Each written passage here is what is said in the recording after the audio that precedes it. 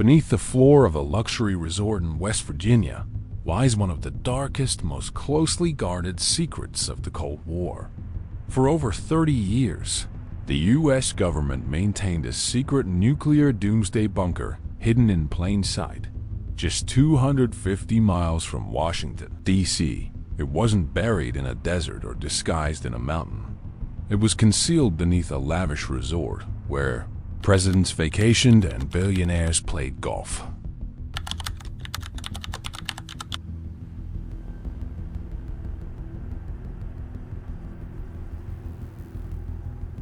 The facility was called Project Greek Island, and its purpose was as chilling as it was vital: to preserve Congress after nuclear annihilation. It had beds, food, power, medical supplies, a broadcast center, and it was ready to launch the U.S. government back into control even after a nuclear strike. For decades, it stood fully operational, shielded behind fake walls, steel blast doors, and the soft carpet of America's elite getaway. And no one outside knew it existed.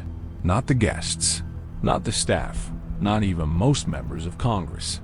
To understand why it was built, you have to go back to the 1950s, when Cold War paranoia was reaching a fever pitch. The Soviet Union had just developed long-range nuclear missiles capable of striking Washington in minutes, offering no time to evacuate. President Eisenhower and his advisors realized a single hit on D.C. would wipe out the entire legislative branch in one blow. They needed a backup, fast, but it had to be close enough to reach in a crisis, and far enough to survive a blast, and secure enough to operate if the entire world collapsed. Their solution? Disguise the bunker under a real place, somewhere people already went, somewhere with security, space, and secrecy.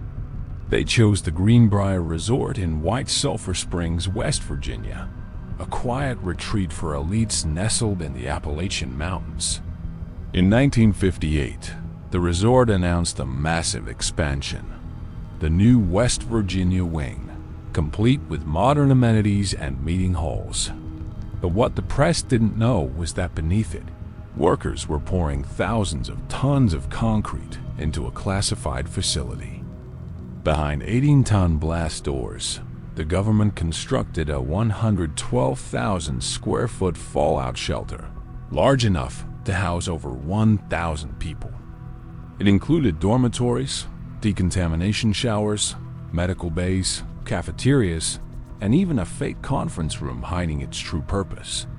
The power supply was self-contained, water was filtered through underground systems, and food stores were rotated regularly to ensure freshness.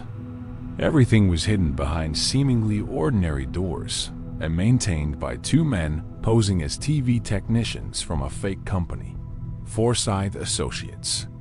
These men had no badges, no clearances visible to others, and yet they maintained nuclear-grade systems every single day for 3 decades. Guests and staff at the Greenbrier had no idea that just below their feet was one of the most secretive government installations in the world. Even many members of Congress, the very people the bunker was meant to save, were never told it existed. That was the level of secrecy at play. Total silence, total isolation, total readiness. Drills were run in secret, bunk beds kept clean, systems tested at night, and radio equipment calibrated for instant emergency use.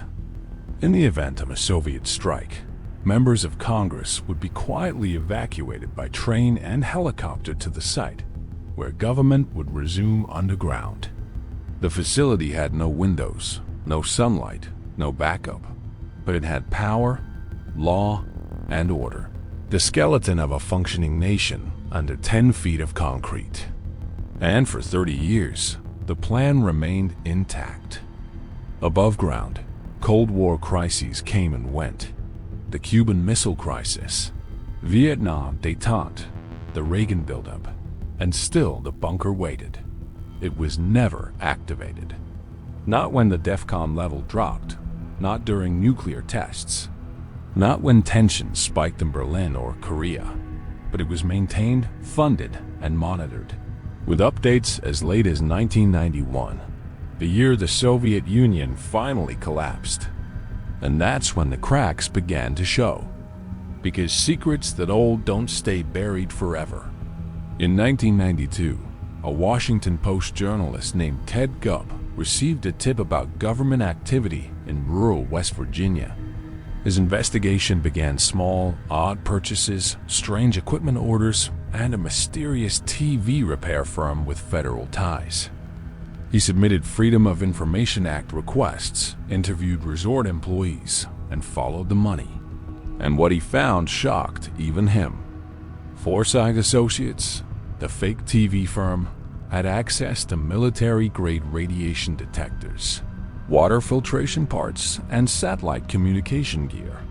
Their records pointed directly to the Greenbrier. And when Gubb published his article, The Ultimate Congressional Hideaway, the story exploded.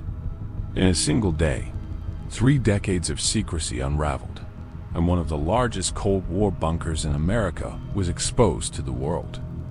The U.S. government couldn't deny it. Within weeks, the facility was decommissioned, its role officially compromised, and its operators reassigned. The public was stunned. The staff at Greenbrier were furious. Many had worked there for years without ever knowing what was beneath them. Tourists had walked over it. Presidents had slept above it. Congress had ignored it. But now the blast doors were open and the story was out. Rather than hide it, the resort embraced it. Today, you can tour the bunker. The steel doors, the switchboards, the dorms, they're all still there, frozen in time like a Cold War time capsule. It looks exactly as it did in 1961, waiting for a war that never came. But this wasn't the only one. Documents declassified in the 2000s revealed that Project Greek Island was part of a broader plan, a network of hidden government continuity bunkers. Locations in Colorado, Pennsylvania, and Utah were quietly developed to ensure that no single attack could destroy the entire chain of command. Some were under mountains, others beneath office buildings. Some may still be active. The Cold War may be over, but the need to preserve leadership in crisis hasn't gone away. Today, with cyber threats, bioterrorism, and rogue nations in play, continuity of government is once again a national priority, and the methods are more invisible than ever. You won't see signs or fences or guards. You'll see a hospital, a hotel, a tech office. But behind that door, behind that wall, might be the same kind of plan, waiting quietly for the unthinkable. Because the real lesson of Greenbrier isn't about concrete or corridors.